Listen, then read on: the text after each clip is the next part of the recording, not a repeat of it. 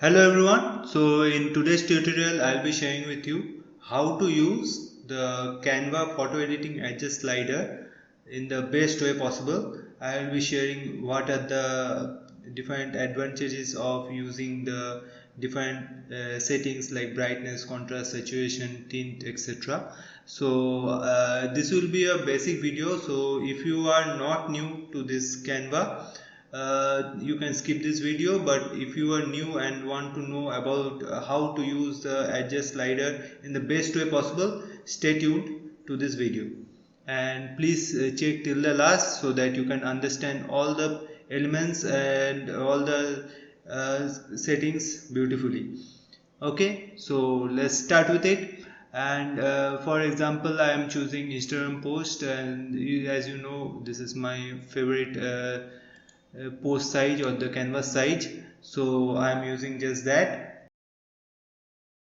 So I'll be using any photo, for example here. So let's go to photos, and I have chosen a photo for you for this explanation, and this is a restaurant background, as you can see here. So I am setting it as background, so that I have chosen this image because this image has a vibrance of all the elements or the settings which I can show it right here, right in this video, because it has darkness right here, it has highlights right here, and also the skies from where the lights can be visible. So you can use this as a perfect example for your explanation. So let's dive into the settings. So I will click on it, go to edit image and go to adjust. So I'll explain what all the settings here looks, because I think if you are relatively accomplished with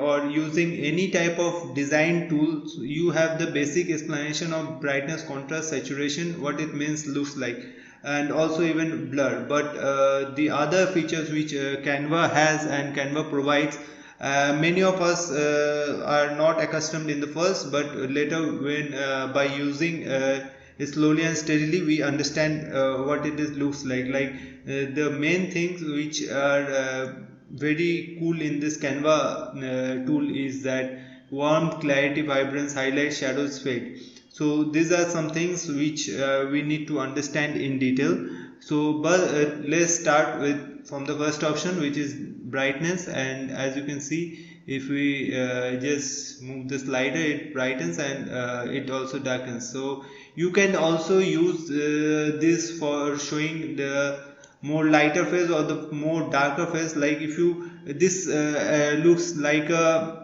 afternoon image clicked like here, because you can see the sun rays. As we zoom in here, you can see the sun rays, like it looks like an afternoon image. But if you are using and this and you want to show like a evening type of image, so you can just slide it down so that it looks a gloomy image, and you can use like in that way. So you can do that. And if in the same way, this is for brightness, and just the opposite case works for contrast one. So it enhances the dull images. Like if you are having this dull image, if you use the contrast, you can see it enhances the dull image and increases its contrast, as you can see it right here. So you can see it right here. And next we will come to the saturation part. And as you can see, it makes the images more vibrant. As you can see, you can see when I increase this slider, the color depth increases, and when we just decrease the slider, the color intensity decreases. So you can see the saturation, the use of saturation right here in this image. And next we will come to the tint here. So in tint you can always work with the colors, and main advantage is that we can show different seasons here. Like if you want to show a different season right here in this image, with the help of this tool you can do that. You can change the seasons. Like You can show different type of seasons, because when you are changing the color, it shows rapidly changes the color format here. So you can see it is constantly decreasing its and increasing here. So you can do just like that. Okay, so and for blur you can see that when you increase it blurs, and when you decrease it sharpens the image. So many of you haven't used this sharpening part, I'm sure, because I also in my whole career I haven't used this sharpen feature a lot, because when you decrease it sharpens a lot, but in many of the cases we don't require this sharpening part. But in some cases when we are using some parts which needs more sharpening, in some cases we require that. But when using this X process, sometimes it gets solved, but in this blur feature we can use the sharpening part, and you can see the sharpening helps a lot in clearing the depth of the images. And let's bring it on to the slider to 0 because I want to show you the perfect image and perfect transformations. So next we will go to the X process. Okay, so the main advantages of X process is that it enhances the hues and strengthens the separation of colors. So like if you want to separate the colors, you can just use this X process. Like you can see when you decrease it, the greens go up, and when you increase it, the reds go up. So if you are accustomed with this RGB format, so you can easily understand the difference and which it makes through this X process. So let's come to the critical part, which is that we sometimes we forget what is the main advantages of this lower part of the panel. So let's clarify it out, because many of you have problem and using this, and you have sent me Instagram DMs as well as commented me in a lot of videos of my previous videos, so that we can just explain it to you in a better way. So let's do it. So Vignette comes here and it helps you get a old-fashioned classic look by adding shadows to the images through the edges. So as you can see in the older days, which when we used to have a picture kind of thing, when photographs were just recently introduced, like the color photographs, we used to have this outer edge shadows. Like here we used to have that because the camera or the lens was focused right in the center. So if you want to bring the same effect back, you can use this Vignette, and you can use it for your own designs, for your own photos like that. Okay, and for warmth, as you can see, if you want to bring a more reddish texture, you can use this warmth here to increase the reddishness, and for this you can just decrease the temperature, because for as you can see the warmth area supplies the increase and decrease of temperatures in the photo. So when you increase the temperature, the heat increases, and if you see a flame, you can understand that flame, when you increase the temperature, the flame goes redder, and when you decrease it, it gets a bit dull. So the same thing works in this slider also.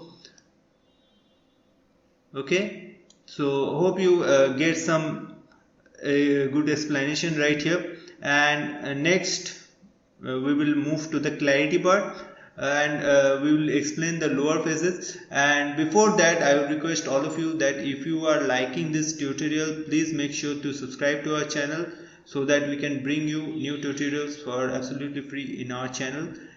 Please keep supporting, so that we can get you new tutorials for absolutely free. And let's come to the clarity part. So we also in life require clarity, and even our photos do. So to get the clarity, you need to have a more vibrant and sharpening feature. So when you increase the clarity here, it sharpens and just clarifies the subject here. So the main subject, as you can see, are the interior of this image. Here in this image, it is the interior. So you want to show the interior, so you need to do the clarity. If like you wanted to show this greenery, you would have wanted clarity in this part. So for that you would have just crop the picture like this, and you can could have showed the clarity here. But when you are doing in general, so you need to do the clarity part in here. Okay, so let's move to the vibrance part, and which is the main part here. It's to control the intensity of colors in the photo. So you can see all the colors, many type of colors here, like the reds here, here the orange part here, the green part here. So many colors are in here. You can see black, gray, whites, many colors are here. So if you want to control the intensity of the color, you need to have the vibrance here, so that all the colors are getting properly visible and vibrant here. Okay, so let's move to the next part, which is highlights. So highlights, as you can understand from the name here, it highlights the lightest parts of your photo. So if you have the light slide here, you can see the highlight gets more prominent right here where you have the lights. Okay, as you can see, when I decrease or increase the slider, you can see the difference. And the opposite thing works for shadows, like it highlights the darkest part. So what you can find, the most darkest part here, light here, right? You can see just below the sofa or the cushion right here, you can see the difference here. So let's walk, and you can see it is getting lighter here. As you can see, the lights getting in here, and you can just use it for your own purpose, or for your example, for your own photo here. And for fade, as you can understand from the name itself, it fades out the color. As you decrease or increase it, you can understand the difference it is making.